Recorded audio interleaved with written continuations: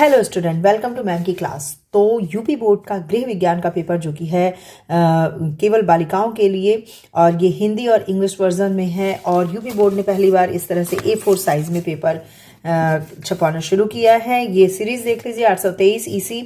और 20 तारीख को ये परीक्षा हुई थी गृह विज्ञान होम साइंस की।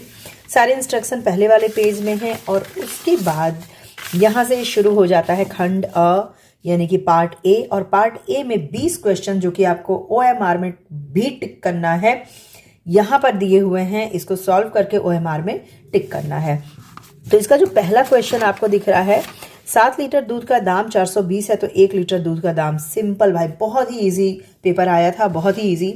अगर पढ़ा है आपने तो आपने किया होगा। आप लोग बताना कमेंट बॉक्स में कि आपने कितने नंबर का किया। और इस सॉल्यूशन के बाद आप अपने को नंबर दे सकते हो, स्कोर कर सकते हो कि आप कितना नंबर बोर्ड में पाओगे। तो 7 लीटर दूध का दाम इतना है तो सीधे सीधे 420 को जो है 7 से भाग दे देना है। और 420 को जब 7 से भाग देंगे तो हमें भागफल मिलेगा 60 रुपये। तो इसका सही आंसर क्या है? 60 रुपये है। ठीक है, आपने क्या किया ये आप अपने को खुद स्कोर करना। दूसरा देखिए, गिफ्ट चेक में रुपए की राशि होती है। गिफ्ट चेक यानी कि उपहार, ठीक है। गिफ्ट चेक या उपहार चेक में रुपए की राशि कितनी होती है? तो भाई सिंपल सी बात है, जब भी आप किसी को शगुन देते हो, उपहार देते हो, तो 1 रुपया लगा के देते हो ना, बस उसी थीम पे। यानी कि 21 रुपये। यहाँ पे 51 होता, 101 होता तो वो भी सही होता, लेकिन भाई ऑप्शन तो एक ही सही होगा। तो यहाँ 21 रुपये जो है वो सही ऑप्शन है। यहाँ पे देखिए, अच्छा इंग्लिश भी दिया हुआ है। अगर किसी को नहीं समझ में आया तो इंग्लिश में, या फिर इंग्लिश में मीडियम के जो बच्चे हैं वो इंग्लिश में करेंगे। पारिवारिक बचत की सुरक्षा का साधन है बैंक, पोस्ट ऑफिस। तो पारिवारिक बचत कहाँ कहाँ हम करते हैं? पोस्ट ऑफिस में भी जमा करते हैं, बैंक में भी। यानी ए और बी दोनों सही होगा। जल से फैलने वाले रोग, तो भैया पेचिस, अतिसार और हैजा, ये तीनों के तीनों जल से फैलने वाले हैं, यानी कि डी ऑप्शन हमारा सही होगा। पांचवा देखिए, टिटनस रोग के जीवाणु पाए जाते हैं। टिटनस हो जाता है, कहते हैं ना, जंग लगी हुई चीजों से कट ना जाए। तो मिट्टी गोबर में नहीं पाए जाते, बल्कि जंग लगे हुए लोहे पर टिटनस के जीवाणु पाए जाते हैं। तो इसका आंसर ये सही होगा।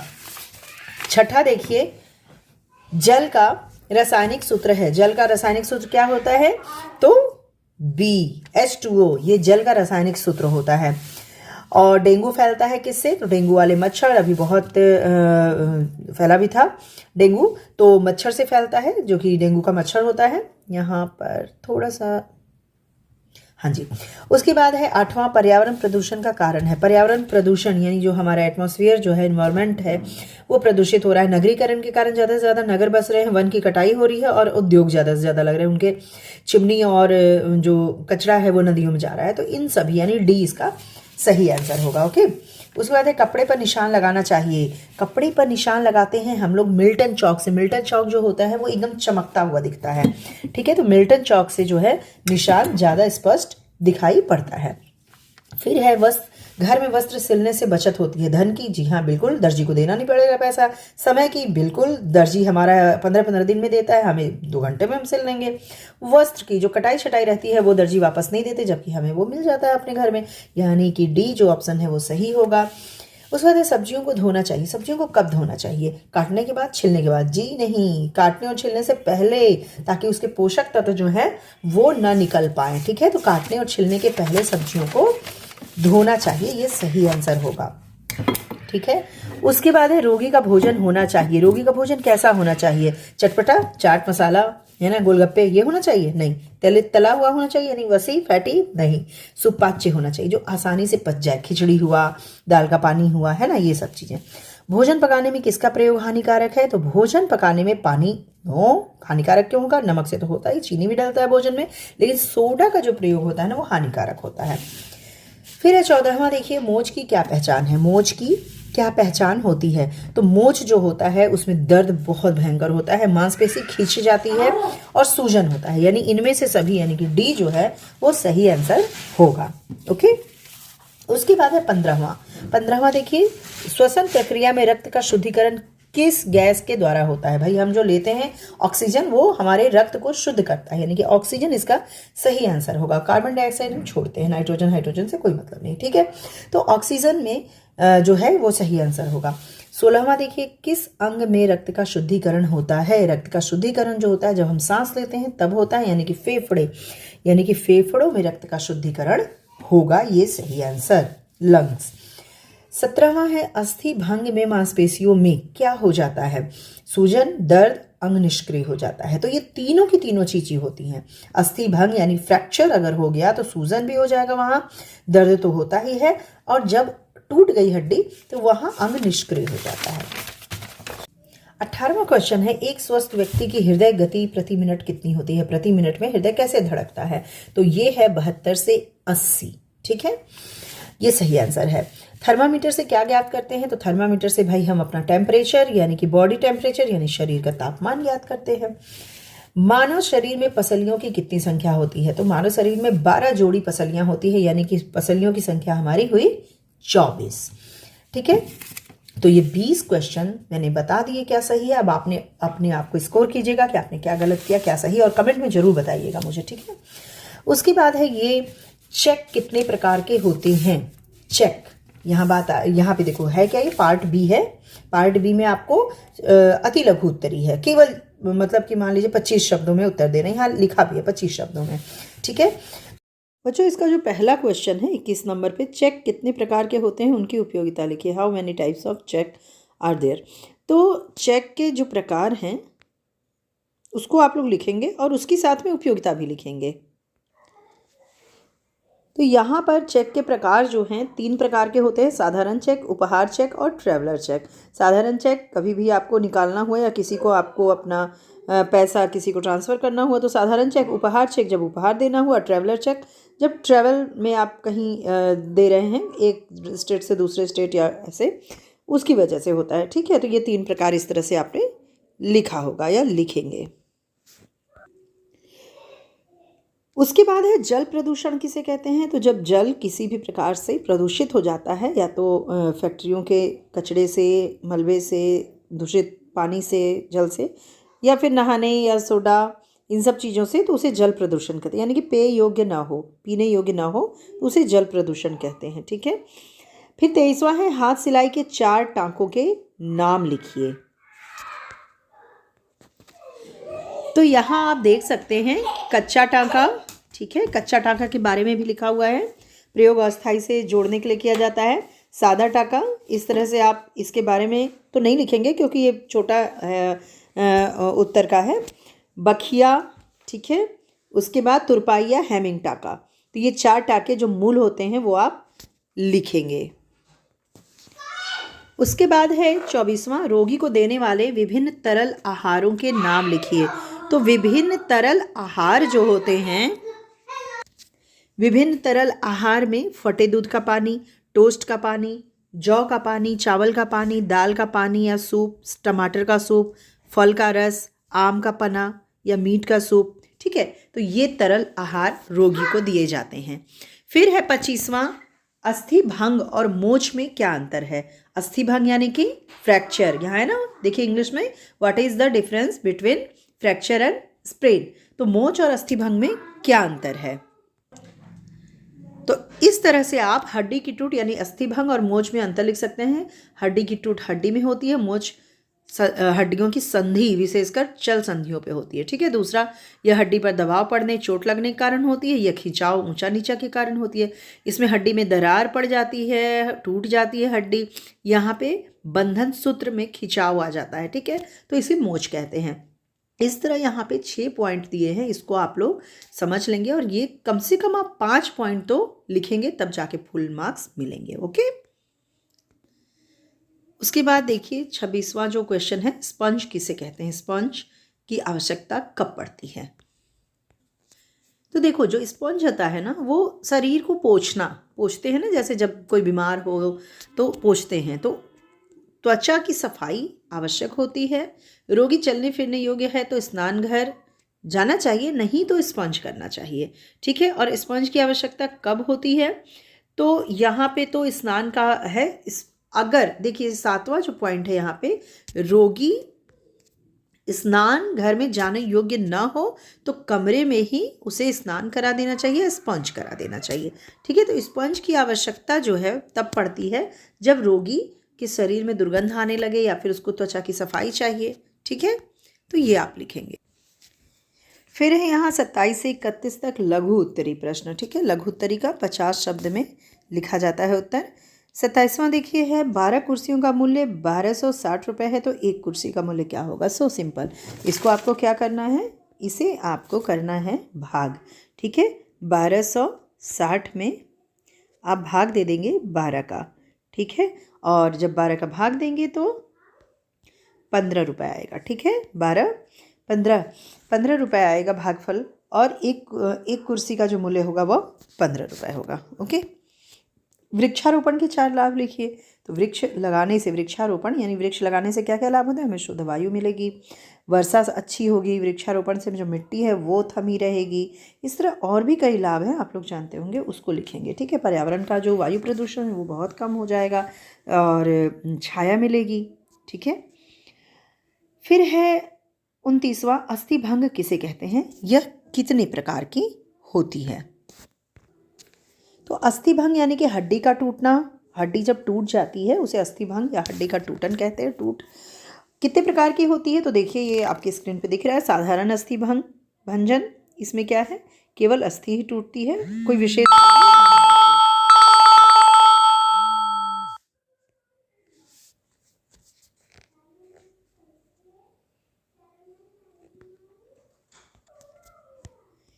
साधारण अस्थि भंजन में कोई विशेष क्षति नहीं होती, केवल अस्थि टूटती है। संयुक्त अस्थि, इसमें अस्थि टूटने वाली अस्थि का एक सिरा मांस और त्वचा को फाड़कर बाहर निकल जाता है। ठीक है, संयुक्त अस्थि भंजन। और जटिल अस्थि भंजन में ये क्या होता है? रुधिर वाहिनियों को भी अवरुद्ध कर देता है। देखिए लिखा हुआ है जटिल टूट अनेक बार घातक भी सिद्ध होती है और उपचार तुरंत होना चाहिए।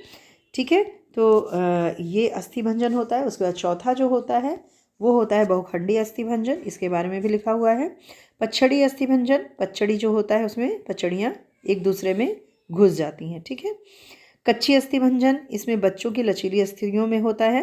तो ये 6 प्रकार के अस्थि भंजन आप लिखेंगे। उसके बाद है पर्यावरण संरक्षण के 4 उपाय लिखिए। पर्यावरण संरक्षण यानी कि आप पर्यावरण को किस तरह से प्रदूषित होने से बचा सकते हैं, संरक्षित कर सकते हैं। तो ज़्यादा से ज़्यादा वृक्षारोपण कीजिए, पहला तो ये हो जाएगा।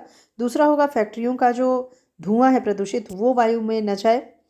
तीसरा है फैक्ट्रियों का या नाले का जो पानी है प्रदूषित वो नदियों में न जाए। चौथा है कि पर्यावरण संरक्षण के लिए हम वृक्षों की कटाई जो है वो कम से कम करें। ठीक है, तो इस तरह 4 उपाय लिखकर इसको थोड़ा थोड़ा डिस्क्राइब करना होगा।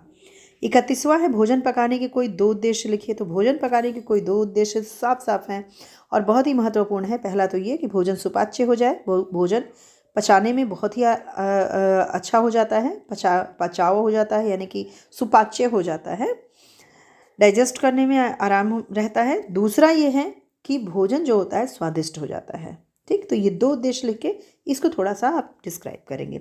उसके बाद आता है 32 से 34 तक दीर्घ उत्तरी। दीर्घ उत्तरी 100 शब्दों में लिखना होता है।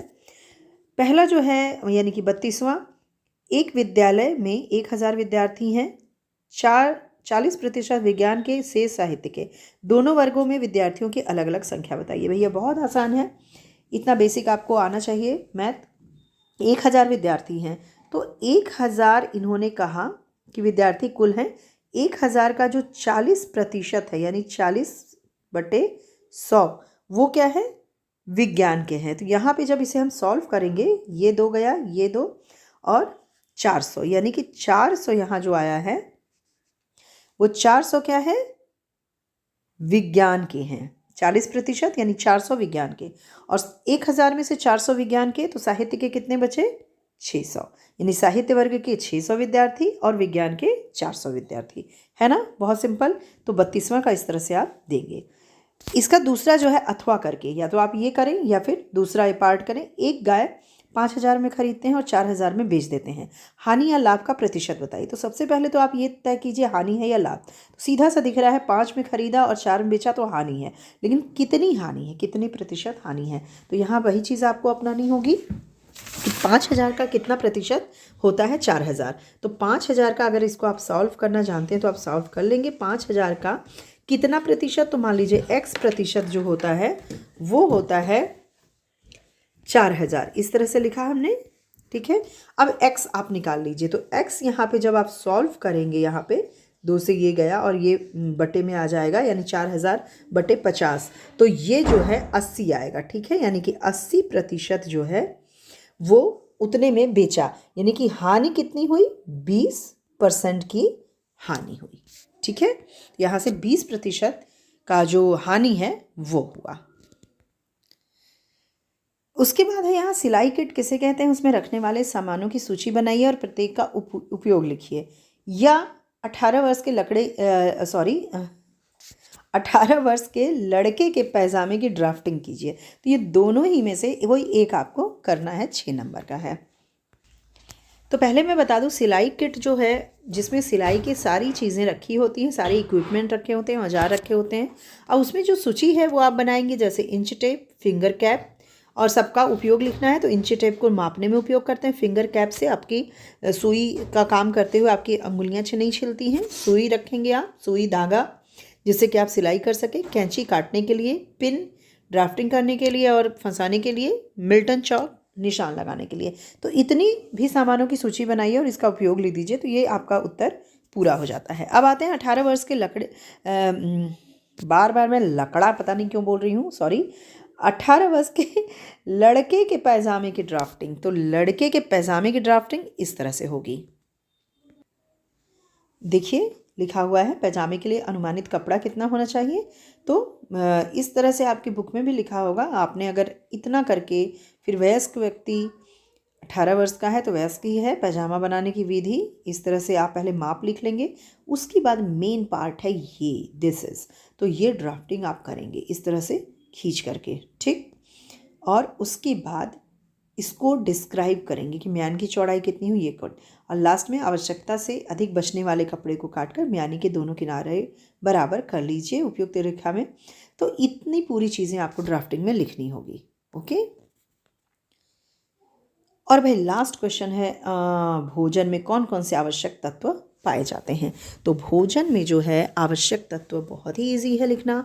प्रोटीन, कार्बोहाइड्रेट, वसा, विटामिन, खनिज और जल, ठीक है, ये पाए जाते हैं। और उनसे क्या लाभ हैं, तो लाभ आपको प्रोटीन का लिख लेना होगा कि बच्चे की बढ़ती उम्र में प्रोटीन बहुत आवश्यक है हड्डियों के तंदुरुस्ती के लिए। कार्बोहाइड्रेट ऊर्जा के लिए, वसा ऊर्जा के लिए, ठीक है। विटामिन जो है वो सारी चीज़ों के ग्रोथ के लिए, खनिज, जल। तो इसको आप डिस्क्राइब करके लिखेंगे। इसके साथ कोई भी अथवा करके नहीं है। 34वां आपको करना है। 33 और 32 जो था आपका वो था ऑप्शन में। तो भाई इस वीडियो में आप बिल्कुल क्लियर हो गए होंगे कि आपको क्या लिखना था और क्या आप लिख के आए हो, ये आप मुझे बताओगे और कमेंट बॉक्स में कमेंट करोगे कि इन जो पूर्णांक 70 है, 70 में से आप कितना स्कोर कर रहे हो। चलो मिलते हैं अगले वीडियो में अगले किसी टॉपिक के साथ। Tata bye bye. और हाँ, वीडियो यूज़फुल लगी हो तो आप शेयर भी कर देना अपनी सहेलियों के साथ, अपने मित्रों दोस्तों के साथ, ताकि वो भी स्कोर कर सकें और उन्हें भी सॉल्यूशन मिल सके, जिसके लिए आप लोग बहुत परेशान होते हो। ठीक है, चलो टेक केयर, बाय बाय।